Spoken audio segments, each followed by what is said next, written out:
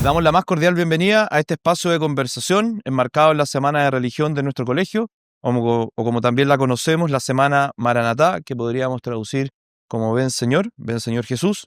Saludamos especialmente a nuestros alumnos de tercero y cuarto medio, exalumnos, profesores y padres que hoy nos acompañan, y también a quienes nos siguen a través de nuestros canales de YouTube y Spotify, ya que esta conversación formará parte de una edición especial de Conexión Tabancura. En esta ocasión, tenemos la alegría de contar con la presencia del padre Fernando Valdivieso Tagle, sacerdote diocesano y actual rector del Seminario Pontificio Mayor de Santiago, lugar donde se forman y preparan los futuros sacerdotes de nuestra arquidiócesis. Voy a presentarlo, usted nos corrige si es que estamos... El padre Fernando es el segundo de 7 hermanos y exalumno de nuestro colegio, del que egresó el año 1999. Antes de ingresar al seminario, estudió agronomía y en el año 2010 fue ordenado sacerdote por el cardenal Francisco Javier Errázuriz. Ha servido como vicario en parroquias de Puente Alto, Macul y Vitacura. Ha sido profesor de la Pontificia Universidad Católica de Chile, de la cual fue también capellán general, y obtuvo el grado de doctor en Teología Moral por la Pontificia Universidad Gregoriana de Roma. Y desde el 2021 ejerce como el rector del Seminario Pontificio Mayor de Santiago. Padre Fernando, le damos una cordial bienvenida y le agradecemos por aceptar nuestra invitación a acompañarnos en este encuentro. Muchas gracias. Si le parece, para comenzar, hagámoslo hablando un poco de usted, que nos cuente cuáles son sus recuerdos, su paso por el colegio, 1999 hasta la fecha, no sé muy bien cuántos años son, soy profesor de historia, ha pasado un poco de tiempo, entonces si nos puede contar cuáles son sus principales recuerdos. Bueno, tengo los recuerdos más lindos del colegio, un tiempo de crecer mucho, de amar la verdad, buscarla, compartir con buenos amigos que acompañan en la vida.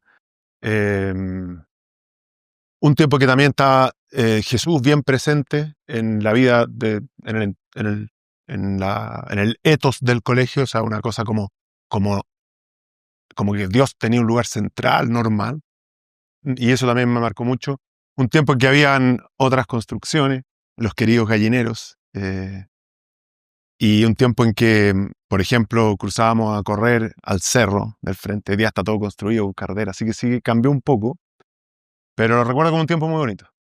¿Y en su Estoy muy vocación? agradecido al Colegio Tabancura. Sí, perdón. ¿Y en su vocación el colegio tuvo algún papel? Yo creo que sí, hasta cierto punto, o sea, la vocación es un llamado de Dios, pero en el rol del colegio seguramente tiene que ver con ese ethos que digo. No sé si entiende cuando digo ethos, como un ecosistema en que Dios es normal que esté al centro, que es una cosa que el colegio regala, a mí me regaló como muy generosamente, y eso lo regala el proyecto formativo del colegio, el plan educativo del colegio, pero también lo regalan las familias en torno. Y entonces Dios es como, ¿no?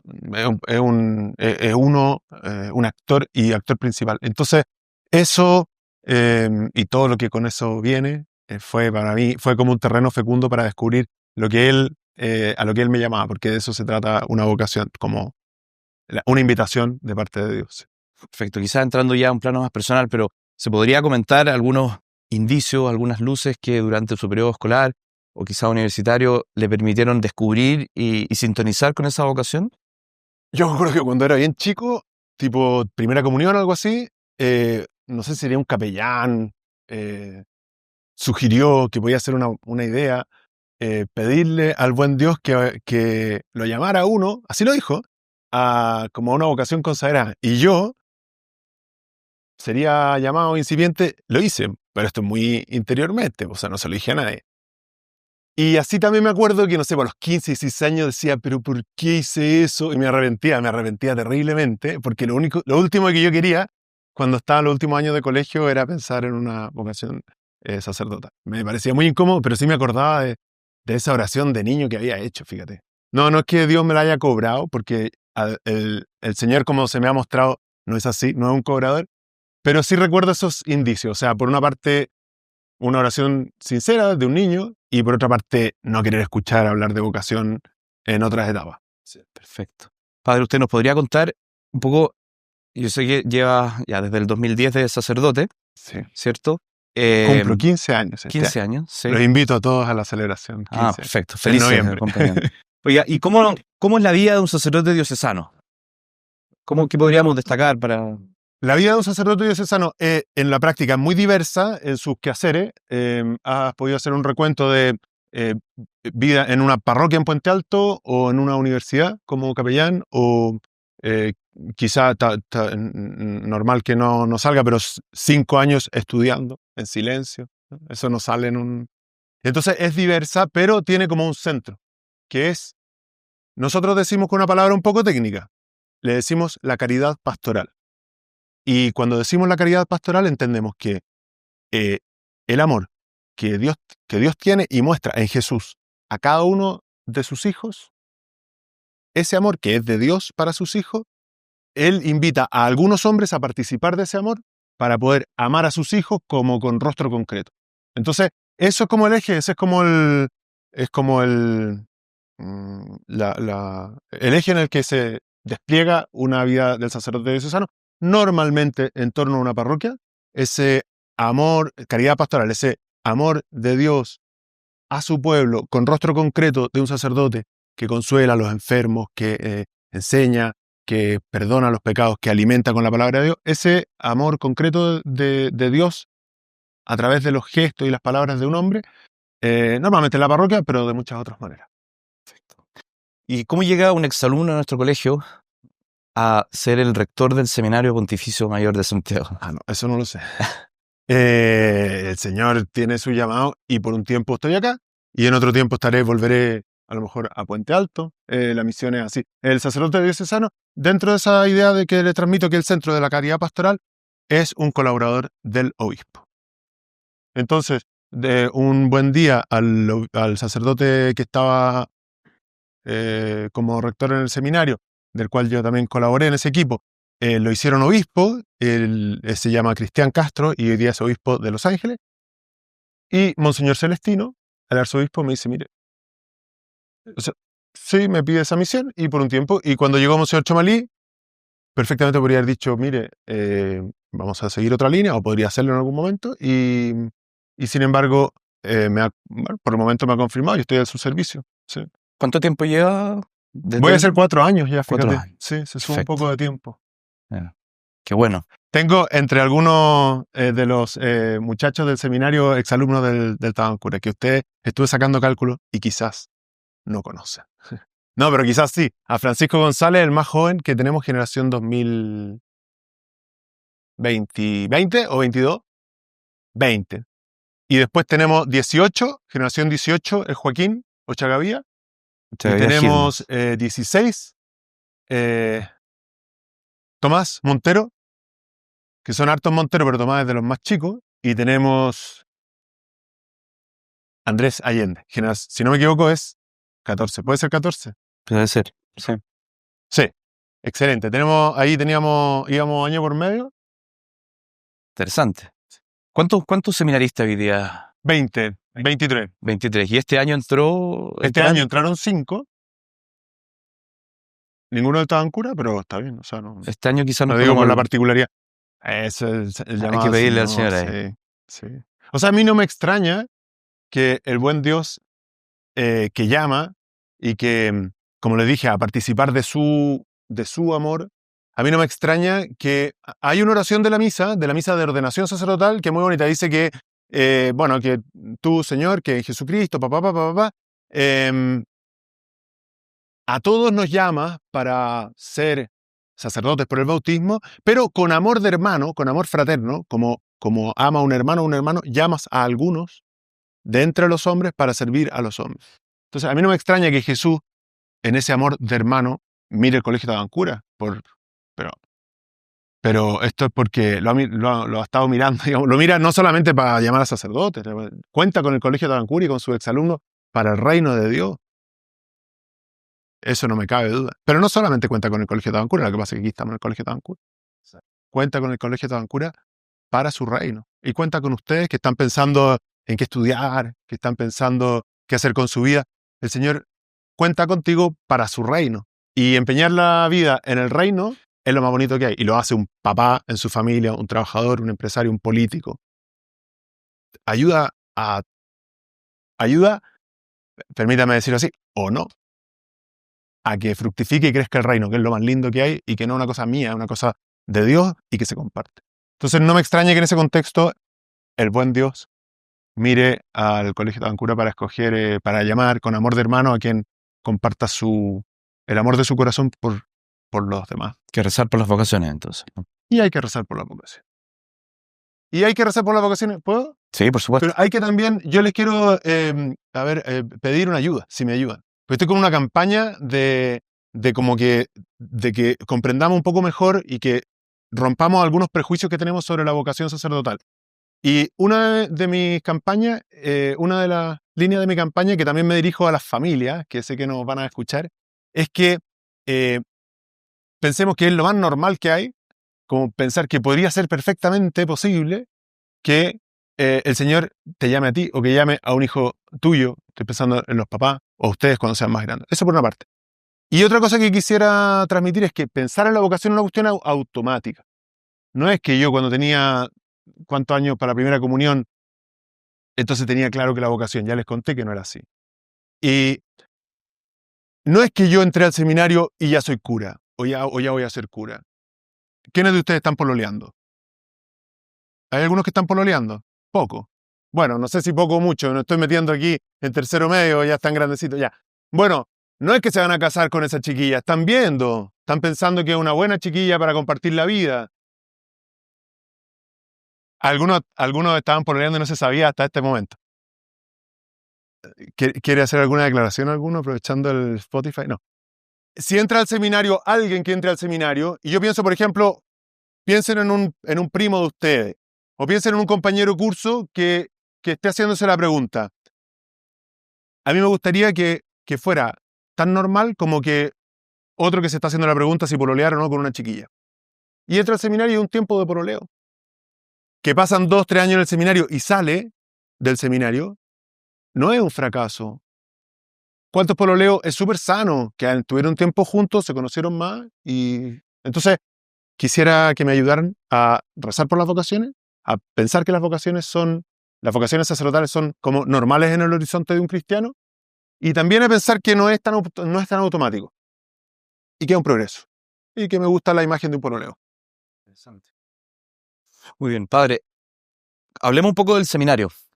Generalmente uno escucha en las parroquias, se pide oraciones. Cuéntenos un poco cuál es la misión, a qué se dedican ustedes. Nosotros nos dedicamos a formar sacerdotes. Yo les traje algunas imágenes como para que se ubiquen con el seminario, al mismo tiempo que los dejo invitados a visitarnos en la Florida. El seminario está en la Florida desde la década del 70, y a lo que se dedica el seminario es a formar sacerdotes. A eso se dedica.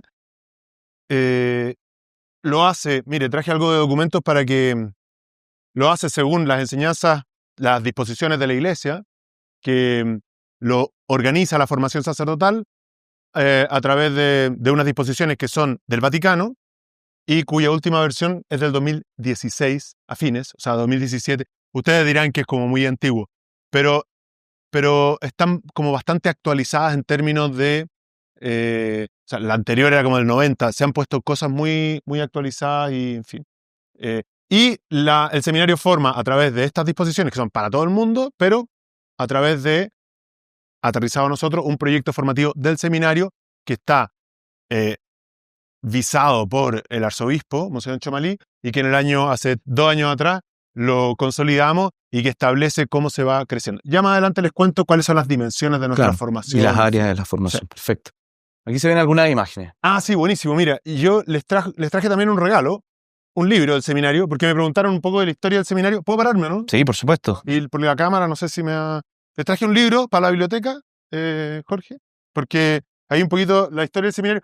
Y les quería contar a través de imágenes qué somos. Las imágenes están un poco en desorden. Esa es la catedral. Esta es la parroquia de los Santos Ángeles Custodios en Providencia, donde usted ha tenido algún matrimonio, no sé. Pero que en ese tiempo es la iglesia mayor del seminario. Allí el seminario estuvo por unos 100 años, los años como más vistosos. En ese lugar el seminario pasó a llamarse Seminario Pontificio. Hasta aquí, Seminario Conciliar de los Santos Ángeles Custodios. Seminario Pontificio adquirió en los años 20 ese estatus, ese honor, digamos. Y en ese lugar el seminario llegó a tener llegó a ser un lugar de referencia a nivel internacional y tenía, a propósito de tu pregunta de a qué nos dedicamos, llegó a tener 3 secciones. La sección de los que se iban a formar como sacerdotes, la sección de Pedro Damiano, una sección para sacerdotes rurales, para jóvenes rurales que llegarían a ser sacerdotes, o sea, un seminario para personas que no tenían acceso a los estudios, podían tenerlo a través de este programa, y una sección secular, o sea que aquí venían a estudiar la secundaria, o sea, como ustedes, muchos jóvenes de Santiago, que no tenían un interés sacerdotal. Fue muy difícil para el seminario abandonar esa sección secular, que con el tiempo pasó a ser muy, muy grande, como ustedes podrán comprender. Imagínense que hice un curso así como este, y hice 2 que estaban pensando en ser sacerdote, 3 que venían del mundo rural, y el curso, sabes que el seminario tuvo que decidir y centrarse en la formación sacerdotal, y dejar de ser como un colegio, por decir así, más general. De esa sección, Pedro Damiano, salió ni más ni menos que el primer cardenal de Chile, Cardenal Caro. Cardenal Caro, que viene de los campos de Colchagua y se forma en el seminario y es el primer cardenal de Chile. La iglesia una biblioteca excelente que hoy día sus libros, la mayor parte de esa colección están en Walker Martínez, en la Florida, donde vivimos nosotros hoy. Más o menos el entorno, había una laguna, no sé si alcanzan a ver, hay un bote, y ahí en las calles, Obispo Donoso, Obispo Umaña, ustedes no han ido por allá últimamente, me parece, pero vayan a hacer una vuelta, es muy bonita esa zona de Santiago, había hasta una laguna. Esos son como literas como para una enfermería, ¿y qué más? Ese es el seminario hoy, esos somos nosotros, ahí hay algunos exalumnos, estoy reconociendo a Andrés, a Francisco, y esa es la comunidad con 5 formadores y una comunidad de 20 muchachos en distintas etapas. Esa foto, ¿por qué la tengo? Porque no sé si reconocen a ese señor, a ese joven. Sí, es Monseñor Chomalí, que pone ahí una cruz que todavía está el exalumno nuestro y en el fondo está ahí, por eso la traje. Están poniendo una cruz que sigue estando ahí en la Florida cuando nos vayan a ver. ¿Qué más tenemos? Eso es cualquier quehacer del seminario. Estrictamente está en Punta de Tralca, que es un lugar muy significativo para nosotros. Esa es la visita de Juan Pablo II a nuestra casa. Ese es el templo principal del seminario por dentro. Nos visitó Juan Pablo II y cuando vino a Chile nos dejó un hermoso mensaje. Y eso les quería contar un poco. Creo que eso, ¿no? Buenísimo. Creo que hay alguna, perdón, no sé si hay alguna más, pero me falta una como aérea. Ya, eso, sí, para que se ubiquen en la Florida. Y bueno, no sé dónde estamos, pero por ahí. Aquí está el seminario. Tiene un lindo parque y está en el entorno de la Florida, un pulmón en la Florida. ¿Ya? Así que eso, les quería contar para que se ubiquen un poco. El cardenal Raúl Silva Enrique en la construcción de la Florida y los seminaristas de aquel tiempo, que son curas viejos. Sí, y este es un santo cura que fue formado en nuestro padre Vicente Ahumada. No, les quería contar un poquitito de la historia. A ver, sí. La historia en imágenes. Notable, muchas gracias. Y 1584. perfecto. En 1584, ¿cuándo se funda Santiago? El 41, se han pasado 40 años. 40 años de la fundación de Santiago, hasta el profe de historia, pero pavimentado no está, ¿no? O sea, como para que se hagan una idea, son 4 casas y unas calles llenas de barro en esta época de invierno. Y ya el seminario de Santiago es fundado por una decisión del obispo de la época, que es un fraile, Diego de Medellín. No es estrictamente el primer obispo de Santiago, pero es el primero que gobernó en Santiago, porque los otros tuvieron muy poquito, en fin. Es el primero que gobierna en Santiago y él funda el seminario. Y no es que se le ocurre a él, sino que muy lúcidamente toma la decisión, prontamente lo hace a consecuencia de el Concilio de Trento. ¿Han escuchado hablar del Concilio de Trento? Sí, bueno, el Concilio de Trento establece los seminarios en el mundo. O sea, no hay seminario mucho más antiguo que el seminario de Santiago, porque el Concilio de Trento como inventa los seminarios, ¿no? Y ese Concilio de Trento tuvo su bajada geográficamente en América Latina, en Lima, en lo que se llamaron los sínodos de Lima o concilios limenses, Don Diego de Medellín participó del Concilio de Lima y al año siguiente funda el seminario en Santiago. La intuición, eso es historia y es bonito. Y otra cosa que me gustaría transmitirle a ustedes y a las familias del colegio es que como católicos se sientan orgullosos, como católicos de esta arquidiócesis de Santiago, se sientan orgullosos por una institución como el seminario, que es la institución más antigua, como de las instituciones más antiguas del país, y educacionalmente ciertamente la más antigua, con 441 años. Siéntanse orgullosos del seminario y consideren que como la genialidad de Trento de formar sistemáticamente y de Don Diego de Medellín de formarlo en Chile, en Santiago, va en una línea que es muy actual, que es que la Iglesia quiere que sus sacerdotes, que haya misioneros son un regalo, pero que surjan de su misma tierra, de su misma gente. El mejor sacerdote para un pueblo es el que es de su misma gente. Bueno, el mejor sacerdote es el santo. Pero el mejor sacerdote para su pueblo es el que conoce a su gente. Los misioneros hacen una gran tarea, un gran regalo, pero el mejor evangelizador de un curso es un compañero de curso. Y el mejor evangelizador de una ciudad es uno que, como hijo de ese pueblo, de esa ciudad. Eso es la intuición de Don Diego de Medellín. Notable. Oiga, y retomando el tema de la formación, ¿cuál podría ser para ponerlo en un término que ellos conocen, la malla curricular? La malla curricular del seminario. Perfecto. Bueno, nosotros nos formamos, como les decía, a través de este documento expresa bien, se lo voy a dejar a don Cristian ahí para que lo puedan compartir. Expresa bien lo que hacemos. Nosotros nos formamos en 4 dimensiones. Yo creo que el colegio hace algo así. La universidad se le escapa. La universidad forma más en la dimensión intelectual. Y nosotros nos formamos en la formación, nos formamos en la dimensión intelectual de manera exigente. Lo hacemos en la Facultad de Teología de la Universidad Católica, donde yo también soy profesor, y ahí estoy como parte del claustro de profesores y como parte de la comunidad de la facultad, pero viajamos cada día a la facultad. Para eso, intelectualmente tenemos que sacar adelante la carrera, el pregrado de teología. ¿Y esos son 4 años? La carrera son 5 años, como una carrera, sí. Ahora, esa es una de ¿cuántas dimensiones les dije? De 4 dimensiones. Las 4 dimensiones son, ustedes comprenderán que, bueno, evidente que el sacerdote junto con formarse la cabeza tiene que formarse como el espíritu, ¿verdad? Entonces, la formación espiritual es como la columna vertebral. Y decía que, claro, la universidad lo intenta, yo fui capellán ahí, recordabas, y tiene la pastoral y tiene el programa de formación general, pero las universidades no logran entrar como en esa dimensión. El seminario forma en su formación espiritual como una cuestión como central. Y eso requiere tiempo, eso requiere pedagogía. Luego, eso no se puede parar en el aire, eso se tiene que parar en la vida de una persona concreta. Y nosotros hablamos de la dimensión humana.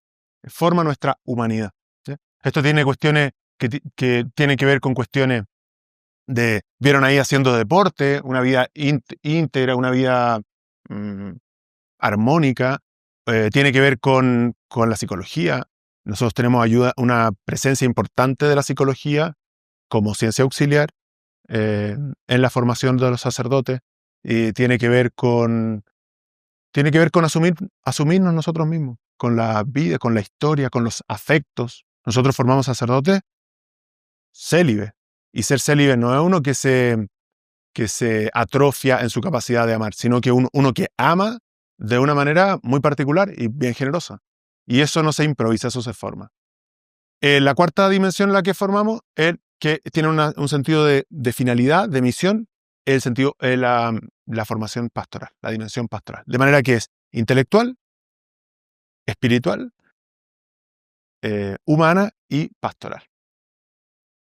Ese itinerario no se demora los 5 años de la Facultad de Teología, sino que se demora personalmente, porque les dije, tiene más que ver con un pololeo que con una carrera. Tiene más que ver con ir implicando tu vida entera que sacando unos cursos. Y se demora 8 años, ¿sí? Con un año de introductorio, luego un tiempo para estudiar la filosofía. Cualquiera que estudia teología tiene que estudiar filosofía 2 años, y es el tiempo para aprender, renovar, ser discípulos de Jesús. Luego hacemos un año de práctica. Hoy día Francisco González, el último del tabancureño que entró al seminario, está en su año de práctica. Y luego ya, francamente, la teología, en donde procuramos pedirle al Señor que Él configure nuestro corazón, haga nuestro corazón similar al suyo. Y participan bastante en la vida parroquial desde el inicio, ¿no? Uno los Sí. ve de repente en las parroquias, Sí, ¿sí? Y de trabajos, misiones. y de trabajo y de misiones, sí. Por ejemplo, ¿qué les puedo contar de interesante? En el primer año vamos a lugares donde el dolor está especialmente, toca la vida de las personas. Intentamos ir, a hospitales, y buscamos, no me voy a enrollar porque me va a quedar muy largo. Pero ahí tenemos que estar cerca de los que sufren. Entendemos que el Señor está cerca de los que sufren. Queremos descubrir cómo está el Señor cerca de los que sufren. Luego estamos siempre en una parroquia. Al principio vamos solamente por el día sábado, pero ya después vamos todo el fin de semana. Y hay un año que vivimos como una amenaza. Yo en un momento lo sentí así, les dije. Sentí que como que abrirme la pregunta era como, ¿por qué le prometí a Jesús, le pedí a Jesús cuando estaba en la primera comunión que yo la sentía como una amenaza? Pero he aprendido que Dios no es una amenaza de esa pregunta. Para mí la cuestión es esa. No es tanto si van a salir sacerdotes del Tabancura o no. Yo creo que el Señor esté llamando, no me cabe mayor duda. Pero para mí la cuestión es otra. Es, proyecta tu vida. En este momento que estás proyectando tu vida, hazlo con Dios. Él no quita nada. Él lo da todo. Piensa que Él se adelantó a darte la vida y que tiene una invitación que no es una coacción, es una invitación en la cual Él ha estado soñando desde antes que viniera a este mundo, como lo expresan los profetas. Desde el seno de mi madre, Dios ya me conocía, ya me iba formando. Y entonces, desde esa perspectiva, preguntarte, ¿para qué sentido tiene mi vida? ¿Para qué estoy yo en este mundo? Y desde ahí tratar de entender, tratar de resolver una linda pregunta como es qué estudiar, a qué dedicarte.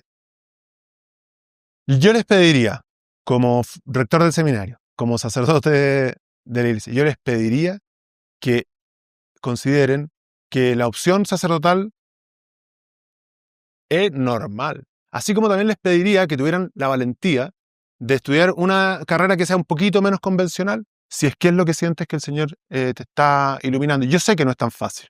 Yo sé que hay como que hay un carril en que te enrielan. Pero, ¿por qué no podría salir un concertista? A lo mejor ya está, porque parece que hay que empezar estudiando desde chico. Del Colegio Tabancura, o un artista. Y un sacerdote también podría salir, o han salido. O sea, es más fácil porque han salido. Así que mi pregunta sería otra, ¿no? ¿Cómo vamos a llenar los cupos? Porque ese es un problema de la providencia. El buen Dios tendrá que ver cómo, y lo ha estado haciendo. Y por supuesto que nos gustaría tener 3 sacerdotes por parroquia y tenemos 1. Pero eso es un problema de la providencia. Empezamos con 12, así que ahí... Empezamos con 12, claro, sí.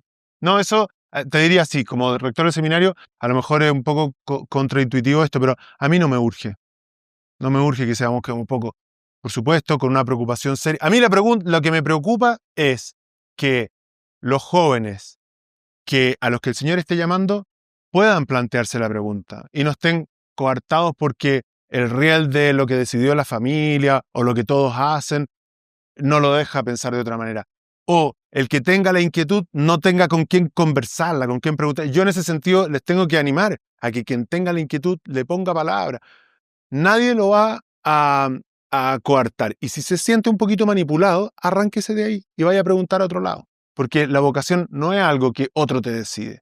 Y ni siquiera es algo que se experimenta como que Dios me lleva arrastrado a algo que yo no quería. Es algo que de a poco, con paciencia, con temores, porque yo lo experimenté y muchas veces lo he experimentado, porque implica la vida y eso da un cierto vértigo. Pero con temores se va descubriendo de a poco como es algo que está más dentro de mí que yo mismo, que mañana celebramos a San Agustín. Está más dentro de mí que yo mismo, es una frase de él. Él es el que se adelantó, pero hay que ser valiente para escuchar el propio corazón. Eso sí que se requiere valentía para escuchar más el corazón que lo que todos hacen, más el corazón que lo que espera de mí no sé quién, más el corazón que, bueno, para que yo tenga cierto estatus de vida o pueda tener acceso a ciertos bienes y servicios, poder tener ciertas lucas, se requiere harta valentía para escuchar el corazón. Y yo lo animo a eso. El Papa Benedicto, en la última biografía que escribió o que compartió con Peter Sewell, dice que le preguntan cuál es el principal desafío que tuvo que enfrentar en su pontificado.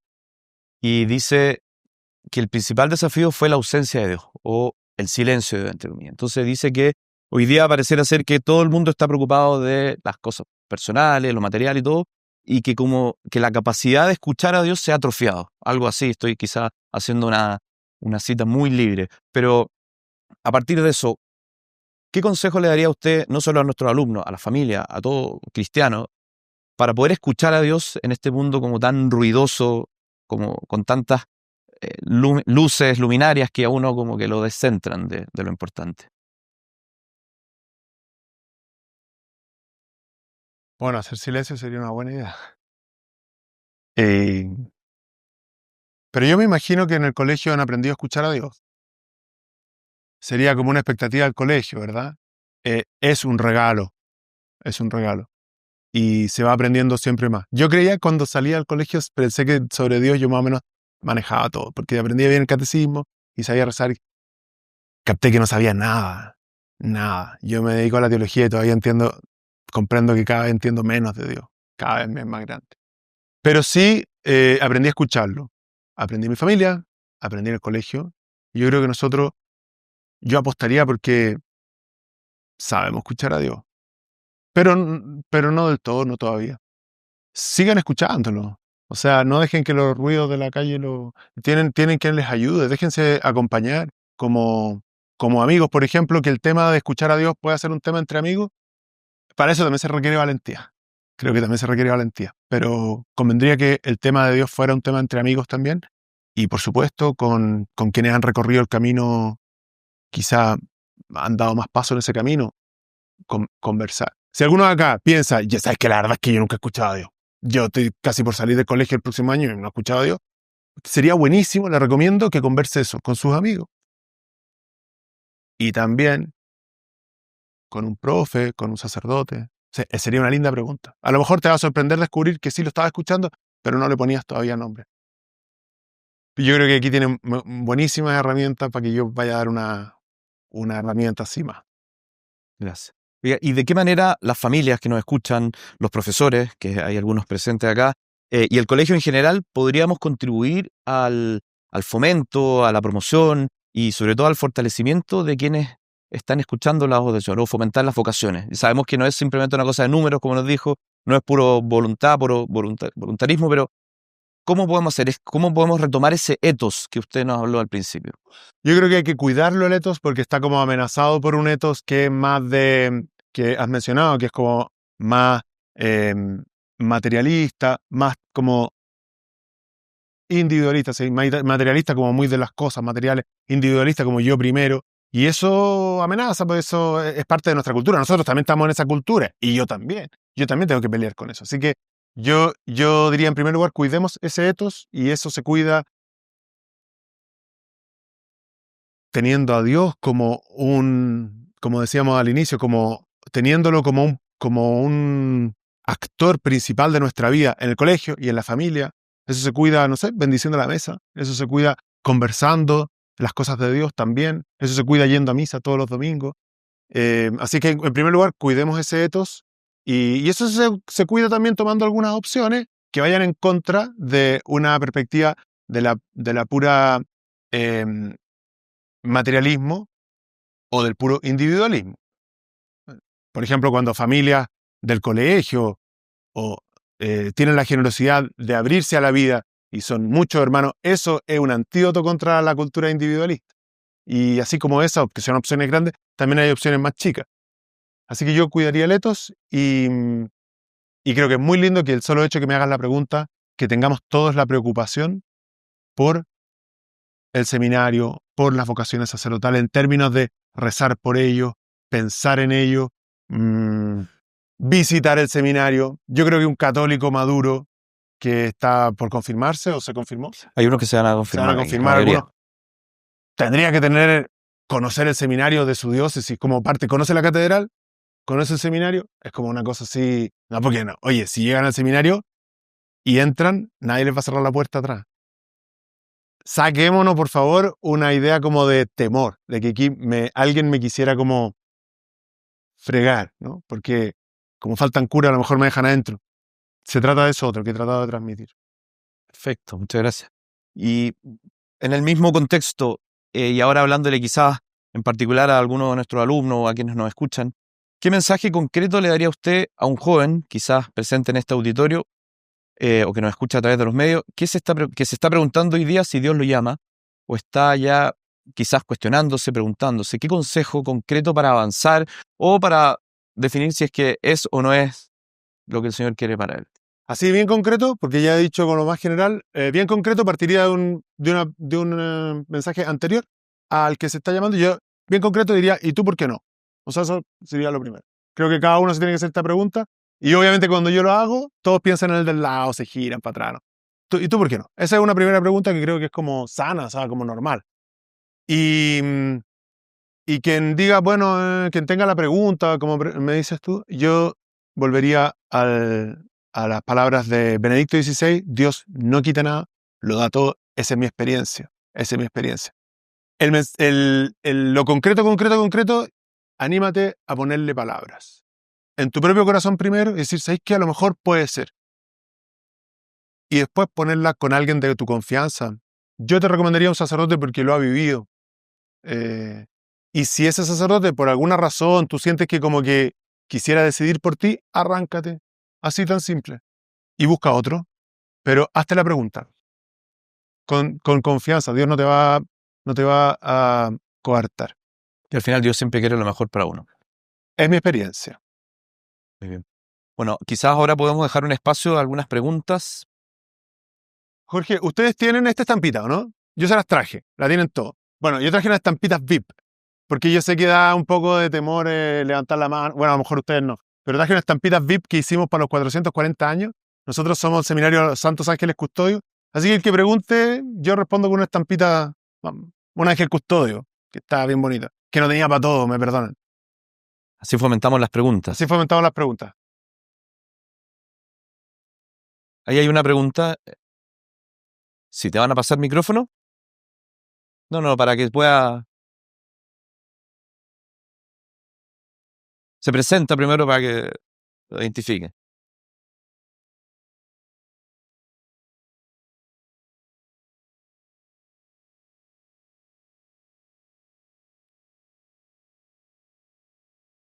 Esa pregunta la tiene como que ese interés lo tiene en primer lugar el Espíritu Santo. Entonces, somos aliados del Espíritu Santo en eso. Y bueno, hace muchos años, el Papa Pablo VI Santo dijo que lo que se necesitaba eran testigos. Lo que se necesitaba ya no eran tanto palabras, lo dijo en el año 60. Lo que se necesitaba eran testigos. Yo te recomendaría eso, ser testigo. Y considerar que esa sola inquietud la ha puesto en tu corazón el Espíritu Santo, y el que tiene más interés en que esas personas vuelvan a Dios es el Espíritu Santo, es tu aliado. Sí, ser testigo y tener como aliado al Espíritu Santo. ¿Quién quiere un ángel custodio? Hay dos preguntas ahí. Nuestros patronos, los ángeles custodios. Te dejo esta a ti y te puedo pedir para llevarle allá atrás que tiene la pregunta. No. Eduardo, sí. Y quería preguntar ahora que llegó el nuncio nuevo. ¿Ustedes preparan sacerdotes que les interesa, que están orientados a ese tipo de misión? Qué interesante pregunta, Eduardo. Bueno, llegó el nuncio y el nuncio es una cosa súper rara porque uno... Bueno, le voy a contar una que no salga de aquí, pero que no salga de Spotify, pero... O sea, yo me muero si me hacen nuncio. Pero si me hubiesen pedido entrar a la academia de diplomática, es súper raro. Tú ya eres sacerdote y un buen día te llama el Papa, bueno, a través de eso, y te dicen, oye, a la academia diplomática, ¿puedes servir a la iglesia ahí? Y te tienes que meter en una academia distinta, que ya estudiaste del seminario, y estar, no sé, 4 o 5 años, y luego ir destinado por el mundo en una misión tan rara que yo lo encuentro como extrañísimo. Pero ¿sabes lo que hay como antes? Lo he dicho de pasada, es que como la iglesia te llama, ¿no? Dios te llama. Entonces, lo que está en el sacerdote diocesano, pero podría llamar un sacerdote diocesano, como podría llamar un sacerdote religioso a la academia, más normal que sea a un sacerdote diocesano. Hubo hace poco un sacerdote que estuvo en la academia, que tuvo un tiempo largo en el servicio diplomático, que era de la arquidiócesis, que era exalumno nuestro. Hoy día no hay ninguno, podría haberlo. Pero no es algo que sea, a mi conocimiento por lo menos, no es algo que sea de iniciativa como del sacerdote. Y te cuento más. El hecho de, les conté que yo fui a estudiar, tuve un tiempo largo y hoy día me dedico como profesor de teología. Y esa no fue una iniciativa mía, sino que fue un llamado del obispo. En su momento, don Ricardo Sati, la diócesis me llamó y me pidió a través de él. Incluyó una conversación, también incluyó decir, mire, yo le podría haber dicho, mire, yo no puedo con los estudios, estoy pasando por un tiempo malo, no sé, tengo a alguien enfermo que sería muy complejo partir de estar viviendo 5 años en Roma, pero fue una iniciativa de la Iglesia, desde ese punto de vista. Y lo de la academia sería una iniciativa de la Iglesia. Allá atrás teníamos una pregunta.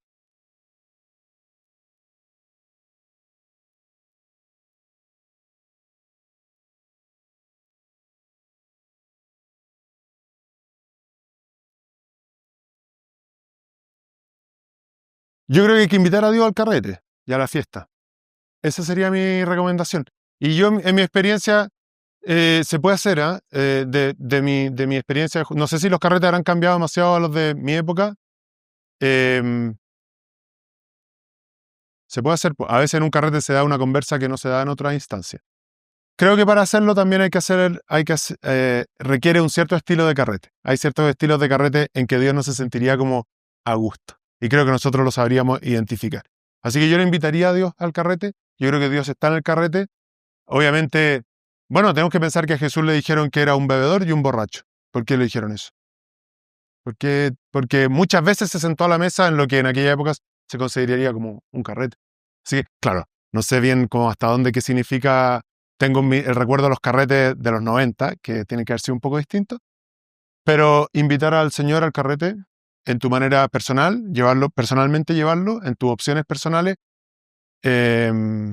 y como grupo también. Esa es mi recomendación. Se puede.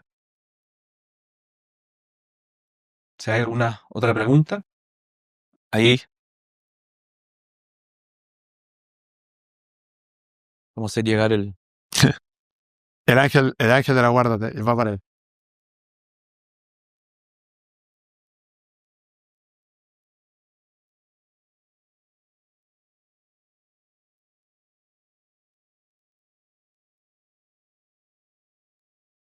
Uy, excelente. Te agradezco mucho la pregunta. Sí, en primer lugar, me gustaría decir, no preguntaste, pero no es un fracaso. En primer lugar, no es un fracaso.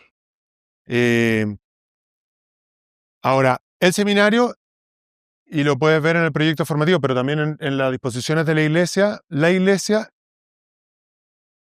esto es algo bien delicado, quiero explicarlo bien. La iglesia tiene, te agradezco si me ayudas, perdón. Es algo bien delicado y me quisiera explicarlo bien. La iglesia tiene el derecho como comunidad, la iglesia como ustedes, sus familias, que van a recibir a un párroco, a un sacerdote como párroco, un exalumno del seminario como párroco, tiene derecho de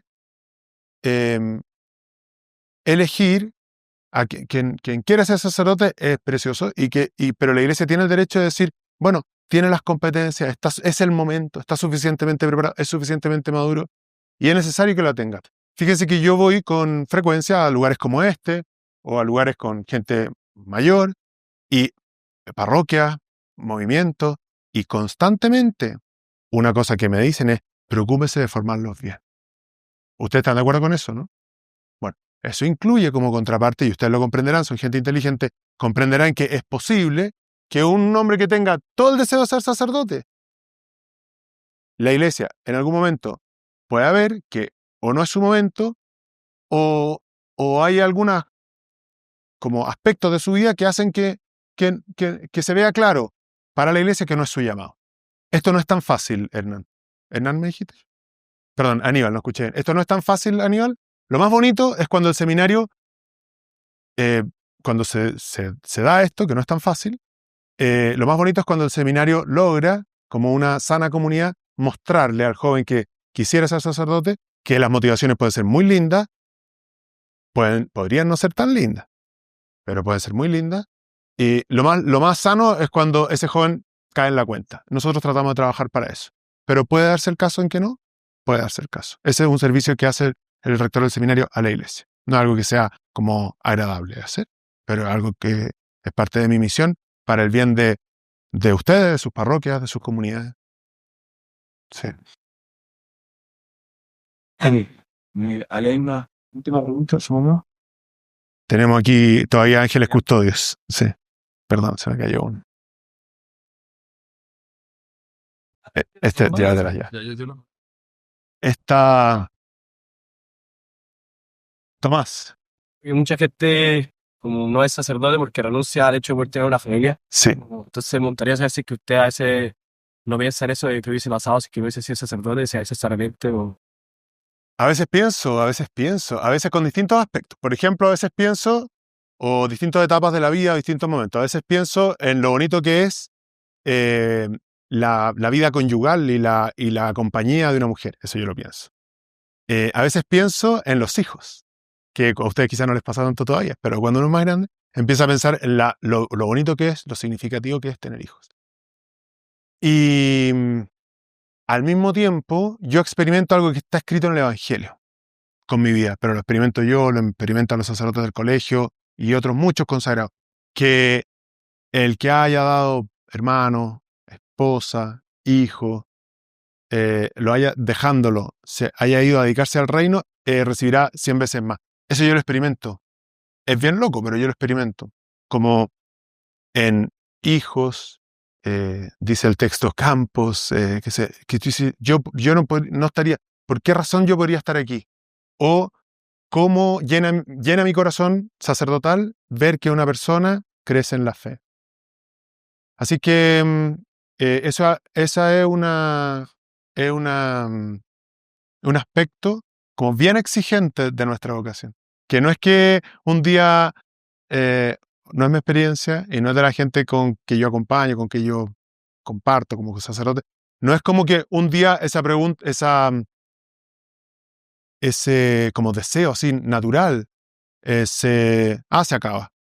Es una lucha constante de consagrar todos los esfuerzos, todos los afectos de mi corazón al reino de Dios. Y se paga según la lógica del Evangelio, 100 veces más. Pero es un misterio. Sí, es un poco misterioso. No sé si te respondí, pero bueno. Sí.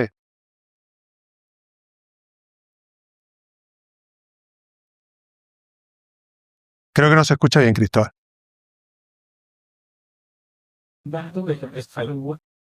que todo algo mal, que cómo funciona la celebración en el seminario, como son clases teológicas o también de hablamos. No, funciona con cursos, con ramos, con pruebas, con reprobar asignaturas, con profesores y con exámenes. Así que esa parte... Pero, como trataba de explicar Cristóbal, funciona. Esa es una de 4 partes. Y esa una de 4 partes podía echarte los ramos y quedar repitiendo. Oye, ¿y si junto con la pregunta de Aníbal? ¿Y si un joven está en el seminario y quiere ser sacerdote y quiere rezar todo el día, pero no me pasa ni un ramo? ¿Qué hacemos? ¿Les sirve en su parroquia un sacerdote que no aprendió en un ramo de teología? No, no les sirve. Es un poco así pragmático lo que estoy diciendo, lo vamos a acompañar. Y ahí está la psicopedagoga para que apoye y el grupo de estudio, pero hay que esforzarse y estudiar duro. Sí. Pero ese es uno de 4, ¿ya?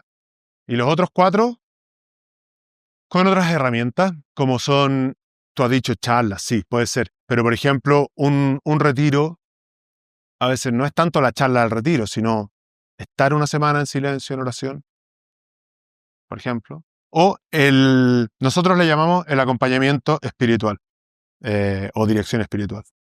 Y si eso no es una clase, no es un examen, tampoco es un retiro, pero son herramientas que van como en esa línea, ¿no? También la experiencia de ir a parroquia para el ámbito pastoral son herramientas formativas que tú vas a la parroquia y en esa parroquia hay objetivos que como hay objetivos de crecimiento que están bien descritos, que tienen que irse cumpliendo, y hay un sacerdote que te va formando y que también informa al seminario y dice, mira, este joven es generoso y está aquí por los demás, no por sí mismo. Entonces, no hay examen, pero sí hay ese tipo de instrumentos. El seminario tiene una batería de instrumentos como bien desarrollados, no son improvisados, son como bien profesionales desde este punto de vista. Y no se concentran solo en lo académico, aunque en lo académico hay que estudiar. Muy bien. Bueno, queremos agradecer a todos los que participaron con las preguntas. Padre Fernando, quizás... Te dejo también, Jorge, muchas sí, gracias. que me hiciste muchas preguntas. Sí, muchas gracias. Vamos a tener ahí, a acordarnos de rezar por los seminaristas. Sí, acuérdense de rezar por nosotros. ¿Quisiera usted decir algo más para cerrar, terminar? ¿Algún mensaje en particular? Yo quisiera agradecerle este rato de conversación, agradecerle al colegio la invitación, agradecerle a la familia y a toda la comunidad del colegio tener como cultivando este ethos en que el reino de Dios tratamos de percibirlo, sentirlo y optar por él. Y mi invitación es esa, a que especialmente ustedes que están en tiempo de pensar qué van a hacer con su vida, a que la piensen a la luz de Dios, a que la piensen a la luz del reino de Dios. Perfecto, muchas gracias. Queremos agradecer también a todos los alumnos que asistieron, agradecer a quienes nos escucharon, y usted me había comentado que quizás podríamos terminar con una oración. Cada uno de ustedes ya la tiene. Podemos invitar también a quienes nos escuchan a rezar la oración por las vocaciones. Les invito a que al hacer esta oración pensemos en primer lugar, pensemos en esos muchachos que la verdad es que son más cercanos a ustedes de lo que ustedes piensan, porque son exalumnos de este colegio o porque son jóvenes de esta misma ciudad, no están tan lejos de usted y están en este momento allá en la Florida o más estrictamente en alguna clase en Macul, en el campus San Joaquín. Pensemos en ellos, están allí porque han decidido darle su vida a la iglesia, al Señor, a su reino, y pidámosle a través de estas palabras a Dios que les tenga el corazón como ardiente por su reino, y también pidamos por los que están preguntándose por la vocación sacerdotal, están viniendo estos días al seminario a preguntarse, o están haciéndose esta pregunta con algún sacerdote amigo. Poniendo en el corazón a esas personas, digamos, Dios, Padre y Pastor de todos, tú quieres que no falten hoy día hombres y mujeres de fe que consagren sus vidas al servicio del Evangelio y al cuidado de la Iglesia. Haz que tu Espíritu Santo ilumine sus corazones y fortalezca sus voluntades, para que, acogiendo tu llamado, lleguen a ser los sacerdotes y diáconos, religiosos, religiosas y consagrados que tu pueblo necesita. La cosecha es abundante y los operarios pocos. Envía, Señor, operarios a tu mies. Amén. Muy bien, muchas gracias. A ver, Fernando, en Muchas nombre gracias. del colegio, tenemos un pequeño No te regalo, puedo creer. para que pueda compartir con los seminaristas. los seminaristas. Muchas gracias. Muchas gracias, muchachos, por la invitación. Bueno, nos despedimos, también nos despedimos quienes a la distancia nos están escuchando y los invitamos a una próxima edición de Conexión Tabancura. Muchas gracias.